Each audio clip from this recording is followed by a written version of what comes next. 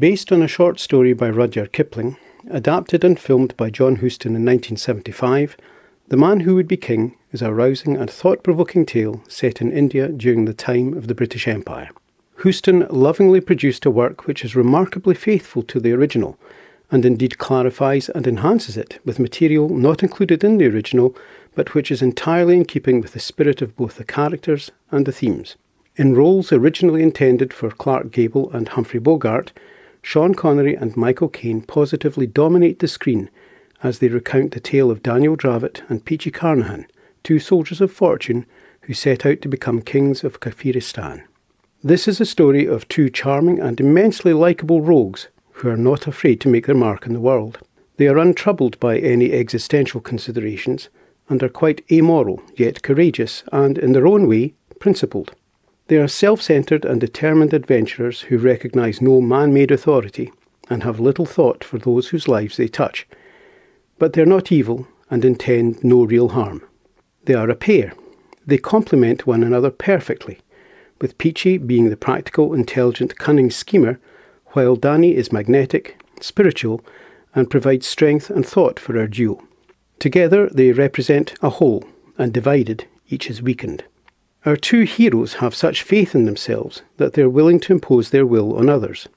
In the grand scheme of things, they are indeed little men, but little men with great ideas, and an excess of confidence and admirable spirit.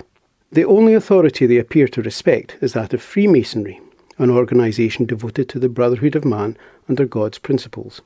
Both Peachy and Danny would do anything to help a fellow Freemason, and of course one another, but otherwise they are largely their own masters, and are likely to come into conflict with man-made laws. Ultimately, as a result of their self-confidence, daring, fate and sheer luck, they achieve their aim of becoming kings while claiming divine authority. To Peachy and Danny, this is merely part of their scam, but playing on others' deeply held religious convictions backfires on them as their subjects discover their mortal nature and turn on them. Here the film touches on what I see as a basic truth, that man seems to need to believe in something, to have something or someone as a role model to look up to for direction and guidance. Although hardly devout believers, even Peachy and Danny hold the principles of the Freemasons as sacrosanct.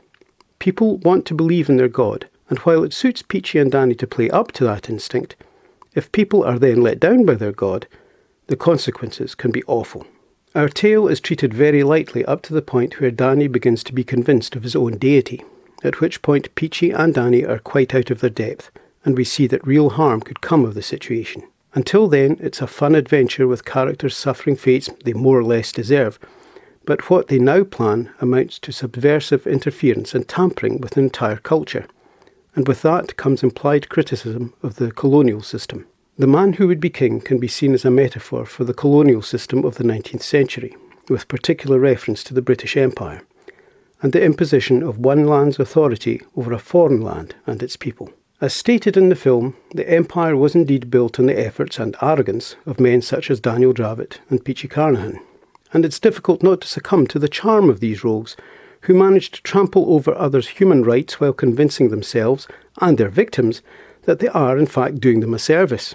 In spite of the implied criticism of the arrogance of the colonial spirit, one cannot help but admire the courage, tenacity, determination and sheer cheek of our two heroes. They mean no real harm and appear quite unaware of their own shortcomings as they set about their scam, but will ultimately pay a hefty price. The Man Who Would Be King is also a story of faith. Faith, as they say, can move mountains, and strength of spirit can help achieve greatness, but that achievement may lead to self-delusion.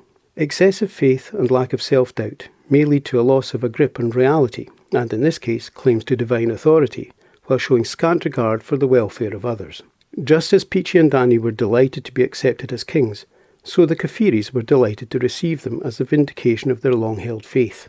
In a similar way, society takes ordinary people and, not content with lauding their achievements, tries to deify them, only to spurn them when they cannot live up to what is unfairly expected of them. This is a wonderful and thought-provoking film full of humour, fun, adventure, and ultimately reflections on history and the nature of various elements of society.